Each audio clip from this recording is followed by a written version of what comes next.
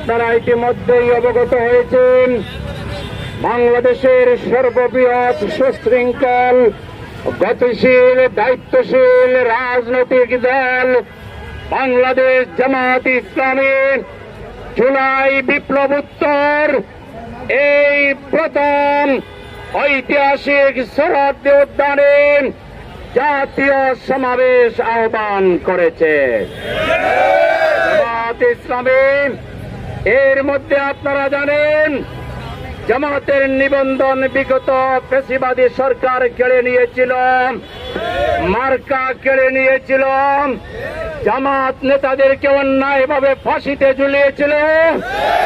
কিন্তু আল্লাহ তাআলার ইচ্ছায় এই বিপ্লবোত্তর জামাত ইসলামীর ধৈর্য সহনশীলতার উপর আল্লাহর রহমতের বিনিময়ে প্রখ্যাত জামাত নেতা বিশিষ্ট রাজনীতিবিদ এটিএম আজহারুল ইসলাম সকল মিথ্যা মামলা থেকে নিষ্কলুষ খালাস পেয়েছে। এরপর আমাদের রেজিস্ট্রেশন মামলায় আমরা জয়লাভ করেছি, আমরা ন্যায় বিচার পেয়েছি। একইভাবে আমাদের মার্কাও ফিরিয়ে দেওয়া হয়েছে। এত কিছুর পরেও আমরা কোনো সমাবেশ করিনি, আনন্দ মিছিল করিনি।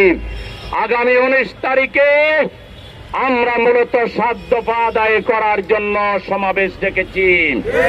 সেই 7 দফার প্রথম দফা হচ্ছে বাংলাদেশে আমরা মনোপলি রাজনীতি বন্ধ করে দিতে চাই।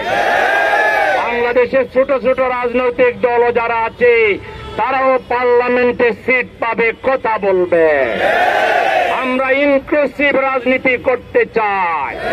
সেই জন্য আমরা একটি জনপ্রিয় দল হওয়া সত্ত্বেও আগামী নির্বাচনে আমাদের সরকার গঠনের সমূহ সম্ভাবনা থাকার পরেও আমরা সবাইকে নিয়ে রাজনীতি করতে চাই। সেই জন্য সবার ভোটের মর্যাদা দিতে চাই। এই জন্য আমরা পিয়ার পদ্ধতি দাবি করছি। 2 নম্বর হলো যাদের কারণে আজকে বাংলাদেশের এই অবস্থা, সেই জুলাই বিপ্লবীদেরকে এখনো যথাযথ মর্যাদা দেওয়া হয়নি। বাজেটে কোটি কোটি টাকার বাজেট ঘোষণা করা হয়েছে, কিন্তু এখনো জুলাই শহীদের পরিবার সেই বাজেটের টাকা পায়নি। আমরা বলবো ওদেরকে লাইনে দাঁড় করাবেন না। যে বাজেট দেওয়ার কথা সরকারি কর্মকর্তারা বাসায় গিয়ে আশপাশের লোকদেরকে সাক্ষী রেখে বাসায় সেটা পৌঁছে দেবে। জুলাই আহত সৈনিকদেরকে এখনো রাস্তায় হাত পাততে হচ্ছে কেন, ভাঙচুর করতে হচ্ছে কেন? এই ব্যর্থতা বর্তমান সরকারের।